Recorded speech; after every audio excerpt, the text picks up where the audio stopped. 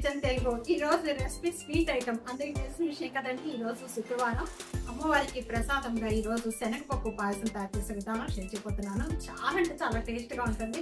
అందరి వంటగదిలో ఉండే శనగపప్పుతోనే చక్కగా సింపుల్ గా చాలా టేస్ట్ గా ఉండే పాయసం తయారు చేసే విధానం చాలా కమ్మగా ఉంటుందండి. రండి ఇది ఎలా తయారు చేయాలో చూసేద్దాం. ఇప్పుడు వరకు కూడా సబ్స్క్రైబ్ చేయని వాళ్ళు ప్లీజ్ సబ్స్క్రైబ్ చేసుకోండి. పప్పు పాయసం తయారు చేసే విధానం. శనగపప్పు పాయసం తయారు చేసుకోవడానికి ముందుగా ఇక్కడ నేను ప్యాన్లో ఒక 1/2 టేబుల్ స్పూన్ గీ వేసుకుంటాము. నెయ్యి అంతా కూడా బాగా మెల్ట్ అయిపోయిన వెంటనే నేను ఇక్కడ కిస్మిస్, పిస్తా, జీడిపప్పు ఈ 3 తీసుకున్నానండి. మీరు ఎన్ని డ్రై ఫ్రూట్స్ అయినా తీసుకోవచ్చు. చాలా టేస్ట్గా ఉంటుంది ఈ పాయసంలోకి. ఇవి కొద్దిగా వేయించేసుకుందాము. ఇవి బాగా వేగిపోయినాయండి. ఈ విధంగా వేగిపోతే చాలు. ఇలా వేగిపోయిన వాటిని ఒక బౌల్లో తీసేసుకుందాం. ఇవన్నీ కూడా సేమ్ ప్యాన్లోని ఇక్కడ నెయ్యి ఉంది కదా, కొద్దిగా కొబ్బరి కూడా వేయించేసుకుందాం. ఇది కూడా లో ఫ్లేమ్లో పెట్టి లైట్ గోల్డెన్ కలర్ వచ్చేంత వరకు కూడా వేయిస్తున్నాను. ఇలా కలర్ చేంజ్ అయిపోయిన వెంటనే కూడా తీసేసుకొని ఒక ప్లేట్లోకి తీసేసుకుందాం. సపరేట్ ప్లేట్లోకి తీసేసుకోండి. సేమ్ ప్యాన్లోని ఇంకా నెయ్యి ఉంది కొద్దిగా. ఇంకా నెయ్యి యాడ్ చేసుకోకండి. నేను 1 కప్ అనేది శనగపప్పు తీసుకున్నాను. ఇది కూడా మంచి గోల్డెన్ కలర్ వచ్చేంత వరకు కూడా లో ఫ్లేమ్లో పెట్టుకొని వేయించుకోవాలండి. శనగపప్పు అంతా కూడా ఇది ఎంత బాగా వేగితే పాయసము అంత టేస్ట్ ఉంటుంది. అది మాత్రం మర్చిపోకండి.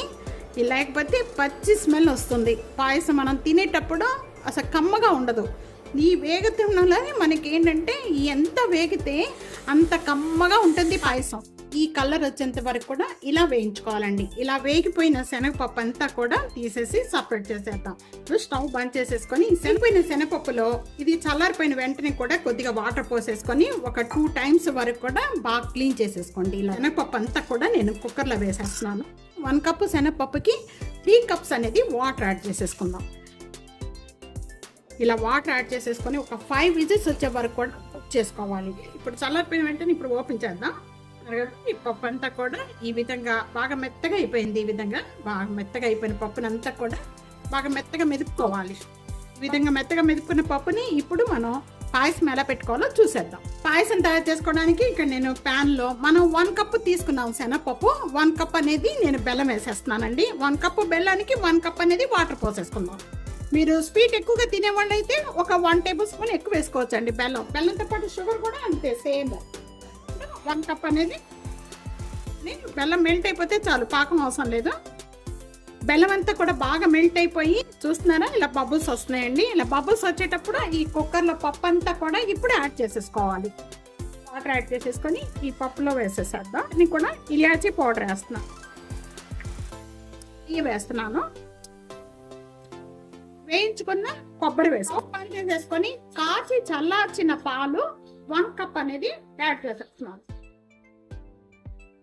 ఒకసారి బాగా కలుపుకోండి. వేయించుకున్న డ్రై ఫ్రూట్స్ అన్ని కూడా ఇప్పుడు వేసేసుకుందాము. పప్పు పాయసం రెడీ అయిపోయింది. చూస్తున్నారా అసలుకి మనం ఈ పాలు బదులు మనం కొబ్బరి పాలు కూడా వేసుకొని చేసుకోవచ్చు. కమ్మటి శనగపప్పు పాయసం రెడీ అయిపోయిందండి. అమ్మవారికి పెట్టే ప్రసాదం చూసారు కదా, ఎంత సింపుల్గా చేసుకోవచ్చు. చాలా కమ్మగా ఉంటుంది. తప్పకుండా ఈ రెసిపీ ఇదే విధంగా ట్రై చేసి మీకు ఎలా ఉందనేది కామెంట్స్లో తెలియచేయండి. వీడియో నలుగురికి షేర్ చేయండి, లైక్ చేయండి. టీఆనస్ కిచెన్ని సబ్స్క్రైబ్ చేసుకోవడం అస్సలు మర్చిపోవద్దు ఫ్రెండ్స్. ప్రక్కనే ఉన్న బెల్ ఐకాన్ని ప్రెస్ చేయండి. Thank you for watching. Next వీడియోలో మళ్ళా కలుద్దాం. అంతవరకు సెలవు. బాయ్.